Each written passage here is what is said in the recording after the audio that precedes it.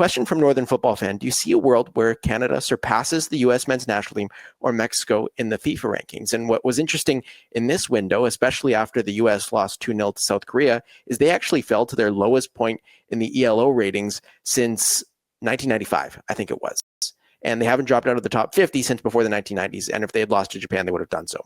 Canada, meanwhile, has a very similar ELO rating compared to their FIFA ranking. Canada's 28th in the ELO ratings at the time we're recording. Mexico, of course, above both. But the U.S. men's national team is top 20 in the world. Mexico is top 20 in the world. Could Canada be top 20 in the world and surpass the other two co-hosts, maybe even before the World Cup, Brennan? Yeah, look, I think there's definitely a world. And you look at where the U.S. are, man. I do think that there's the real possibility that they go into this World Cup with the expectations that they're not going to get out of the group. They're going to have a tough group.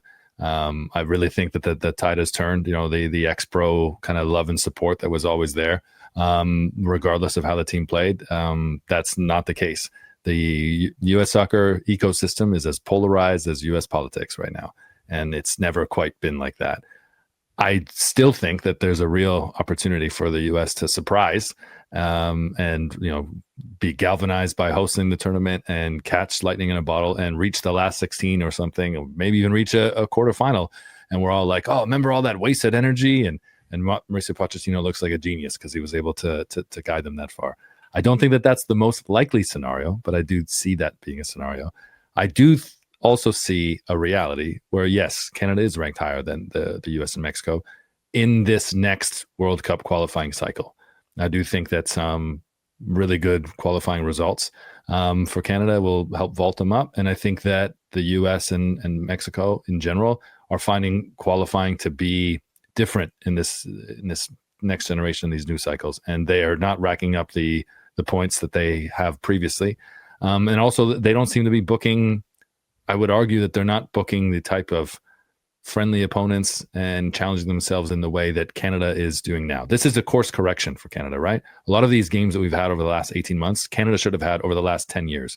And particularly since Herdman was in charge and Canada elevated, that these are the games that they should have had. They're only having them now.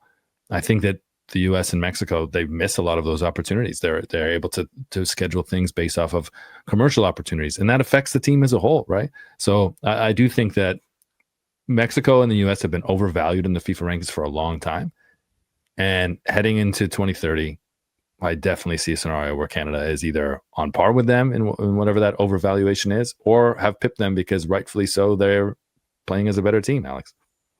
Yeah, well, I think at the same time, for Canada, it's semantic with these FIFA rankings because it doesn't fully rely on your form or your performances. It relies on when you win and who you beat. And I think that's where Canada, if we're purely looking at the FIFA rankings, they've wasted a lot of opportunities. Like you can go all the way back to the last game of World Cup qualifying. They'd already qualified by beating Jamaica, but they traveled to Panama. If they beat Panama, they would have been a pot 3 team and potentially gotten an easier World Cup draw, and they lost. And you go ever since, like, when are the best times? I always say, when's the best time to earn FIFA rankings in CONCACAF? It's the Gold Cup, which for whatever reason is about 0.5 multiplier points less than the actual World Cup. Canada's not had, they've lost in the quarterfinals in back-to-back Gold Cup. They've left almost 4 to 5 games worth of FIFA ranking points on the table. Nations League finals, because the Nations League group stage is worth very low. It's barely worth more than a friendly. But the Nations League knockout stages, Canada beat Panama in 23, but lost final to US. And then this year, they didn't. They lost in the semifinals. They've lost a lot of FIFA ranking points. So for Canada, I guess what's good is we've mentioned one of the next steps in their evolution is to make a bit of a run at the World Cup. It's to win a Gold Cup or a Nations League. To get into the top 20 of the FIFA rankings, they're going to have to do one of those things. So it's good because it's next step for them, but they now actually have to go out and prove that. So And I think that's where the US and Mexico have had their edges. So no matter how good or bad either of those two teams are, they're always in Gold Cup finals and Nations League finals. Heck, even Mexico, this last World Cup was the first time in like 2 decades that they didn't make a knockout stages of a World Cup. Like, they do good of picking up the FIFA ranking points that you need to pick up if you want to make that high up the rankings, especially now in this post 2020 world where friendlies don't matter as much where they do. Remember when Wales was ranked like 4th in the world because they gamed the system with friendlies for 5 years? It's not the same FIFA it was 5-10 years ago.